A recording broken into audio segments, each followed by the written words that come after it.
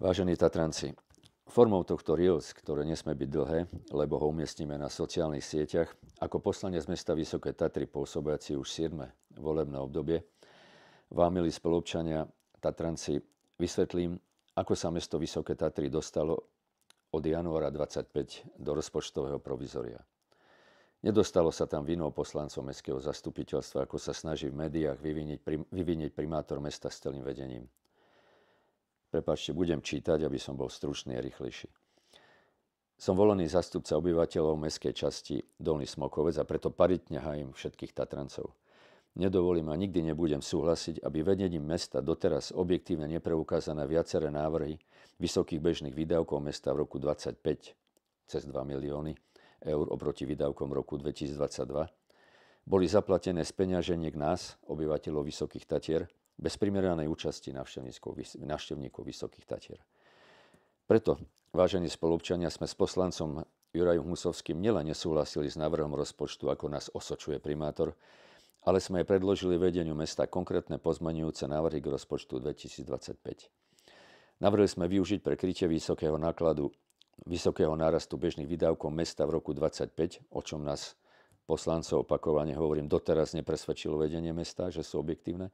Navrhli sme teda použiť príjem z dane z ubytovania, ktorá sa pozitívne vyvíja a ktorú vedenie mesta navrhovalo pre rok 2025 výrazne nižšiu oproti očakávanej skutočnosti ku koncu roku. Nechápem prečo. Druhým nástrojom nášho pozmeňováku bolo odporúčanie použiť v roku 2025 prípadne finančnú rezervu mesta, ktorú máme vytvorenú za obdobie ostatných rokov. Neodporúčali sme schváliť predložené znenia VZN, prostredníctvom ktorých mesto navrhovalo výrazné zvýšenie dane z nehnuteľnosti a poplatkov za komunálny odpad a ktoré by podľa mňa významne dopadli na naše hlavy občanov mesta Vysoké Tatry. Opreli sme sa aj o vaše názory, vážení spoluobčania, ktorí ste sa zúčastnili na schôdzi v Tatranskej Lomnici a v Starom Smokovci, na ktorých ste rovnako ako my s nami vyjadrili náš nesúhlas. Nemôžu predsa domáci obyvatelia napriek platnému zákonu všetky vysoké náklady spojené s tvorbou a likvidáciou odpadu a smeti, ktoré vyprodukujú najmä turisti, platiť rovnakým dielom. Nemôžu. Jednoducho nebudeme platiť za odpad po návštevníkov Vysokých Tatier.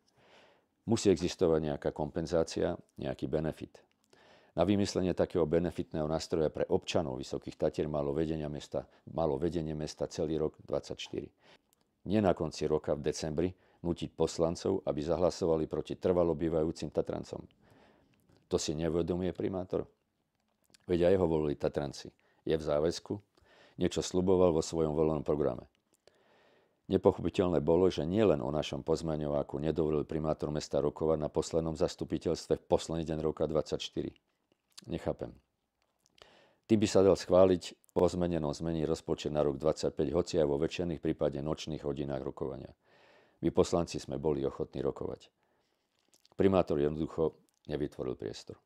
Preto sa za vás pýtam, prečo vedenie mesta, keď od apríla 2024 sa pokúšalo presadiť svoju, podľa mňa zlú, rozpočtovú politiku, prostredníctvom ktorej sa pohodlne pokúšalo, aby vedením mesta navrhované vysoké bežné výdavky pre rok 2025 zaplatili neprimerane doteraz poslušní obyvateľia Vysokých Tatier? Pýtam sa, prečo nerokovali s poslancami opakovane? Prečo nepredkladali poslancom odborné analýzy, aby presvedčili nás o opodstatnenosti ich rozpočtovej politiky? Odpovedzme si spolu otázkami. Nevedia? Nechcú? Spoliehajú sa, že im to prejde? Naša skupinka, poslanci Ďuro Husovský a ja, za podpory aj niektorých ďalších poslancov vo vašom mene sme dosiahli, že zrazu teraz v januári poslal prednosta mesta nám, poslancom, už zmenené návrhy pre rok 2025 týkajúce sa dane z nehnuteľnosti a samozrejme zmenený návrh VZN týkajúci sa poplatkov za komunálny odpad. Prednosta ich poslal zrazu aj so slušným záverom, ktorý citujem. Vopred ďakujem za spätnú väzbu od vás všetkých. Zrazu slova poďakovania. Teda preštudujeme, milí Tatranci, a v ďalšom Reels vás budeme informovať ako ďalej.